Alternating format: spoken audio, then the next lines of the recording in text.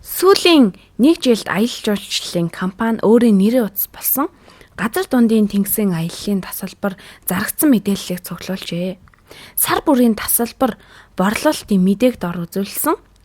Уг аяллаа тасалбар хамгийн сайн, хамгийн муу зарагдсан сарууд аль нь вэ гэсэн байна.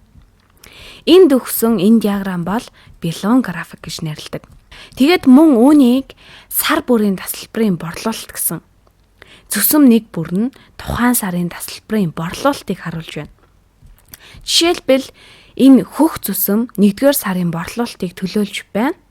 Дугуй диаграмд зүсэм бүр том эсвэл жижиг хэмжээтэй байгаа ба хэр хэмжээтэй зурагдах нь нийт хэсэгт эзлэх хувиас нь хамаарна. Жишээлбэл 1-р сард нийт жилийн борлуулалтын 18%-ийг борлуулсан байна. Тиймээс энэ бүгдийг нэмбэл 100% болох ёстой. 18%-ийн борлуулалт хийсэн гэж өгөгдснөөс гадна энэ зүсмийн талбай нь нийт Белоны 18% байна. Белоны 18% байгааз Белоны энэ зүсмийг эзэн бол Белоны 18%-ийг эзэн гэсэн үг. Уг аяллаа тасалбар хамгийн сайн, хамгийн муу зарагдсан сарууд аль нь вэ гэсэн. Хамгийн сайн зарагдсан сар нь тасалбарын хамгийн их хувь зарагдсан сар юм. Бид 1-р сараас эхэлсэн. Тоонуудыг харах шаардлагагүй. Белон графикийн сайн тал нь энэ юм.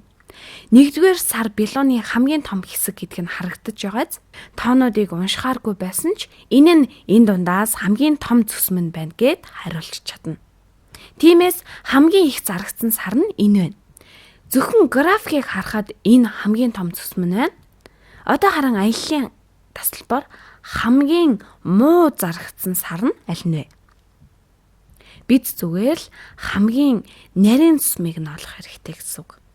Ишээ харах юм бол Белоны зүсэм маш нарийн болж байгааз энэ доор зуны 6 7 дугаар сар байна. Бас 5 дугаар сар байна. Гэхдээ хамгийн бага нь 6 7 сар байна. Одоо л энэ тоонууд хэрэг болох нь. Яагаад гэвэл зөвхөн харах юм бол нүдэн баримжаагаар эднэр яг адил уу эсвэл зүгээр л ижил харагдаж байна уу гэдгийг хэлж чадахгүй.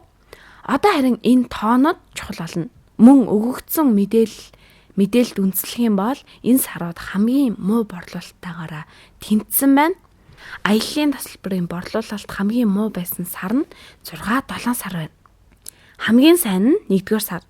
1-р сарын дараагийн борлуулалттай сар нь яг тэгж асуугаагүй л те. Гэхдээ бидэнд Белон графикт өгөгдсөн байгаа болохоор бид өөрсдөөсөө асууж болох юм. Дараагийн сайн сар нь аль нь вэ? 11 сар 12 сараас арай дээр ах шиг байна. Өвлийн саруудад аяллаа тасалбар илүү их зарагддаг нь эндээс тодорхой байна.